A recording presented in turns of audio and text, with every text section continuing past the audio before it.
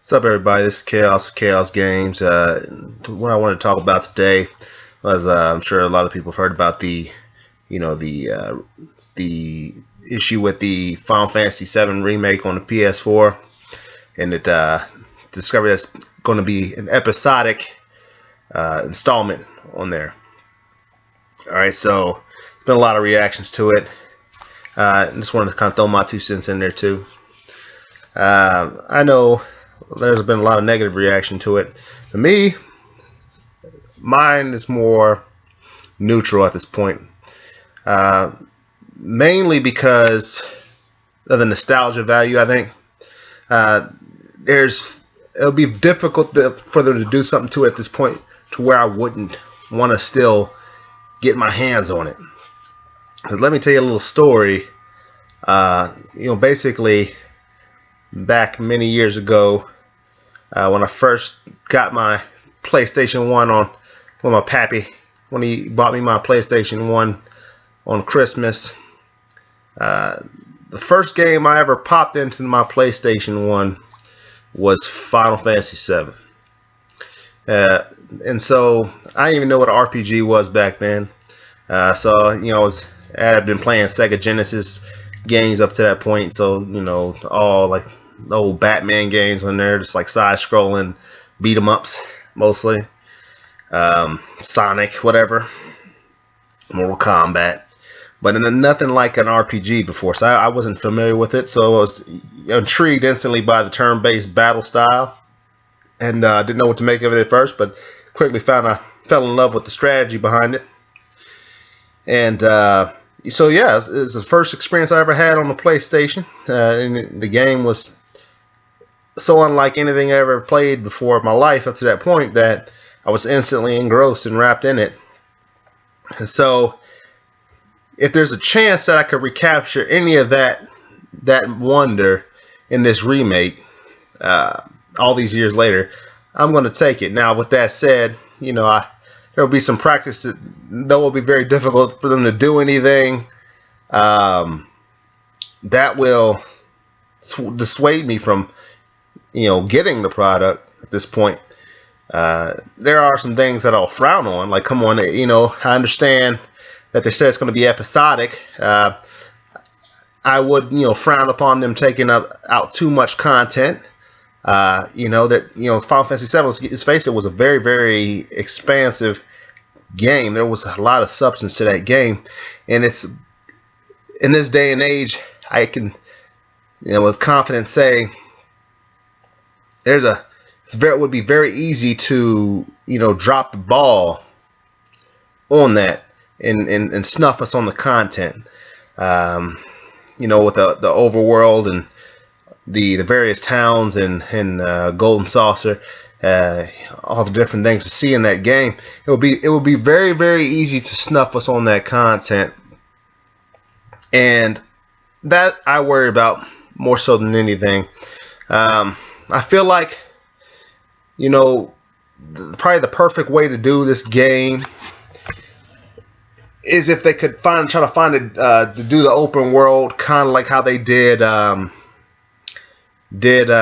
a game like Dragon Quest VIII, something like that. They make it like a mixture of overworld and field, like you can get on the ground and run on the field. Make it a mixture of both. I feel like that would be the perfect way to handle this in this day and age. Maybe they can try to find a way to do it. I hope they don't make it too much along the lines of the way they did like a linear style, like the original Final Fantasy 13. I'm hoping they try more for the or go completely Final Fantasy 15 whenever that game comes out. I don't want to get started on that. I've been waiting for that since 2006, but go completely Final Fantasy 15 with it. Maybe they can do that. Maybe that'd be cool to do. Basically, whatever they feel like they need to do to bring us a complete experience overall when it's all said and done. Because I'm going to play this game over and over. I'm going to play, whatever they want to do with the episodic nature, I'm going to play it as they piece it together. After I've played it once, each episode as they've pieced it on, I'm going to come back and I'm gonna play that thing again, but as a complete experience, just to see, if it flows better that way. Now, that's something I would frown on if they snuffed us on the significant amount of content. So whatever they got to do, they feel they need to do to make sure we get that content, do it. Okay, I don't, if you feel like you need to do that to get it to us, or you just want to have something on the table, I understand that. Do what you need to do. Don't snuff us on the content overall, though. That's all I'm saying. Also,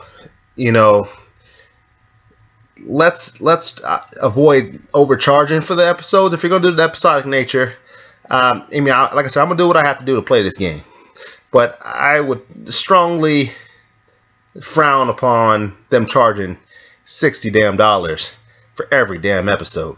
That would be annoying. That would kind of grind my gears a bit.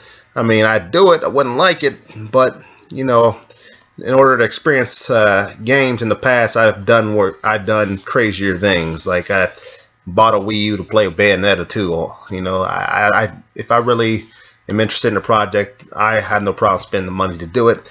I would rather you not, nickel and dime us though. Not a big fan of microtransactions. I don't. That's why I never got into Destiny or anything like that.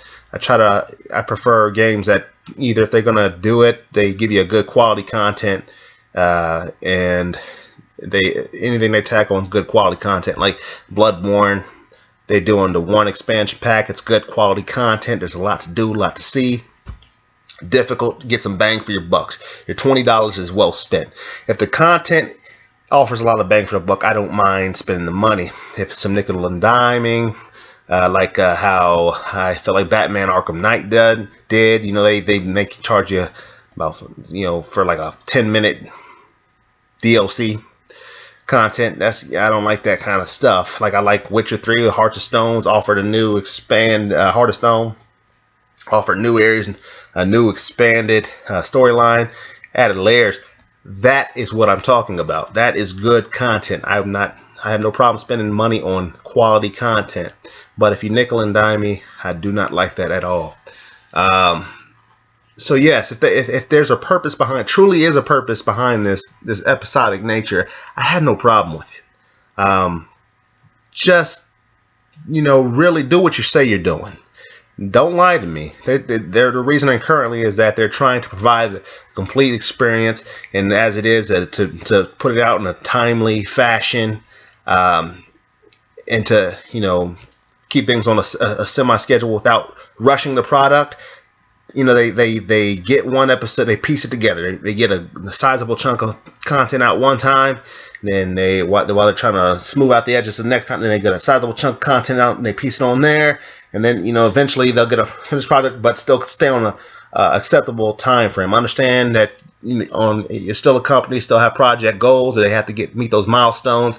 And if they feel like that's the way they do that, so be it. I have no problem. I'll support the product. Just don't nickel and dime me.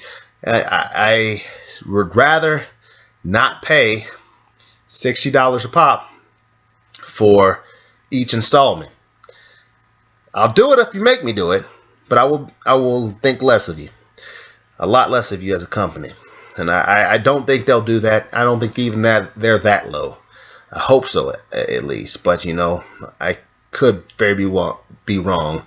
The depths of human greed knows no bounds after all. So we'll see. But aside from that, I feel like as long as they bring it and they recapture the spirit of the original game, I'll be happy. I'll be a very happy camper. Now, if you could just get Final Fantasy 15 now too, because I feel like Final Fantasy 15, from when I played in the demo when I got Final Fantasy Type 0 on the PS4, I played that game a while back and played the demo of Final Fantasy 15. I noticed that that game, Final Fantasy, from what I've seen, looks amazing. So if they can make a similar product with Final Fantasy 7 and Final Fantasy 15, then we should be in good shape. From what I've seen, I'll be honest with you, we should be in pretty good shape. But only time will tell. And of course, basically, if this episodic nature of this is to avoid the situation we've seen over the years with Final Fantasy 15, more power to it. But that's just my thoughts on it. Tell me what you guys think. Until next time, though, this has been Kaous for Kaous Games. Gamers Game On.